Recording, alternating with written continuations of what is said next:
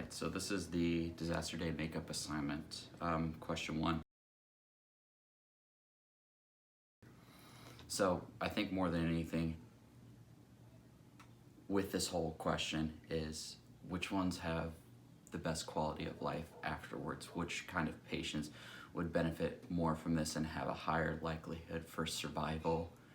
And which kind of patients kind of meet the criteria? Some patients be beneficial for a CPAP? Would some patients be more eligible for the ventilator or antibiotic treatment? So I think more than anything, going through what kind of system in the respiratory is being affected is going to greatly influence which ones are receiving care, if it's upper, lower, and what type of other infections might be present as well.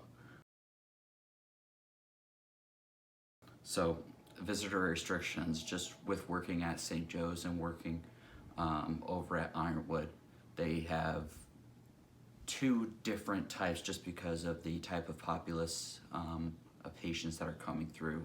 St. Joe's has no visitors unless one critically ill patient at the bedside for the entire day. Labor and delivery is the spouse or significant other. I think more than anything, that's a good way to go, just because you don't want to keep on having different types of people coming in and potentially contracting it and taking it back out into the community. So implementing a one patient restriction to critically ill patients, and then to labor and delivery, and then other areas of the hospital, a no visitor policy should be in place, just to minimize the amount of cross-contamination or contamination out into the community.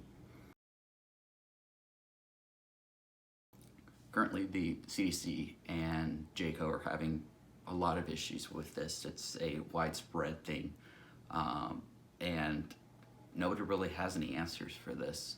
The answers that they have are reusing N95 masks, which studies have shown that corona is able to live up to 6 days on the outside of the masks, even though they're being told to reuse them. And again, that's just allowing cross-contamination.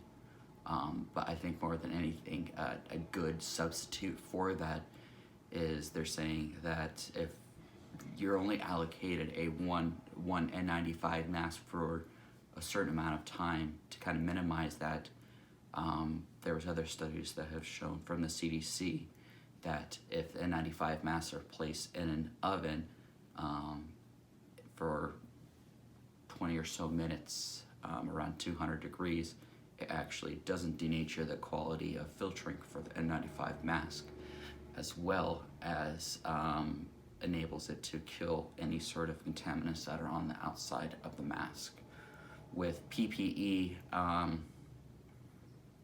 as far as like gowns and gloves, that's just something that's, I don't think there's too much of a shortage of that stuff right now, but if in the future it's becoming more and more dire, I would say anything really that the hospital or you could find that is going to be non-permeable to any sort of pathogens, something that's non-porous, something that is waterproof. I've seen people wearing plastic trash bags to prevent sort of transmission. So that's just something that is constantly unfolding as we go through. Hey, you know what? I think every hospital administrator has asked this question. And I think more than anything with this scare, when it comes to this corona virus and it affecting healthcare workers as well as their outside lives, I think that the people that are working with the corona patients should be compensated accordingly. I think that might help out alleviate some of the frustration that comes with it being extra shift incentive that I know Banner University implements, where You pick up a shift, you get $250 right off the bat, not even including your hours. I think that, or possibly patients that are positive with the coronavirus, these people that are taking care of them, maybe offer them time and a half. Thing is, you gotta make it worth these people's time, and currently I don't think that there's enough of that as well.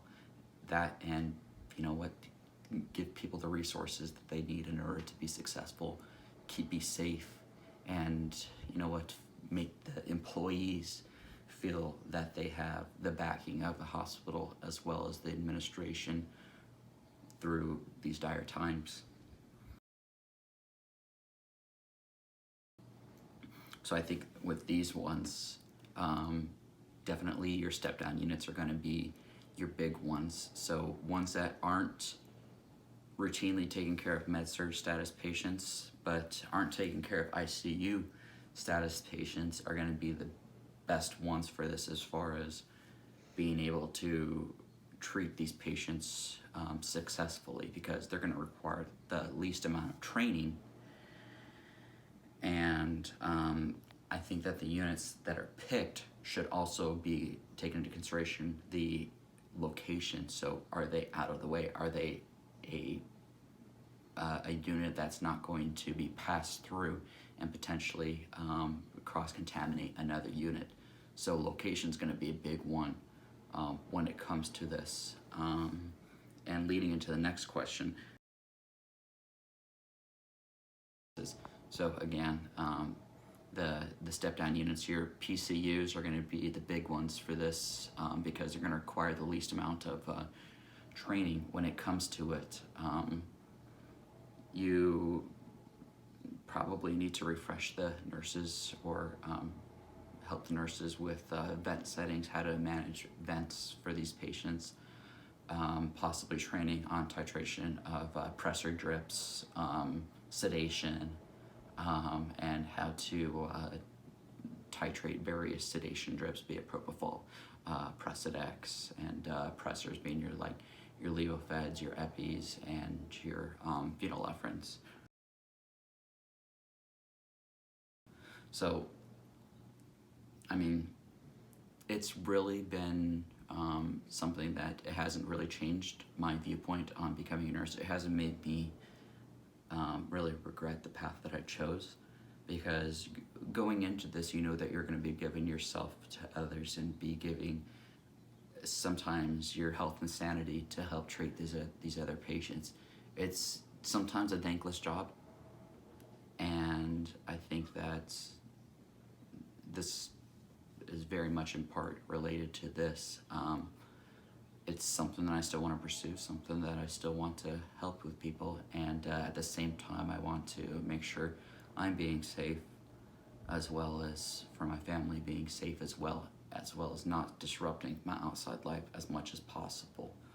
So I think, more than anything, in a nutshell, this whole thing is a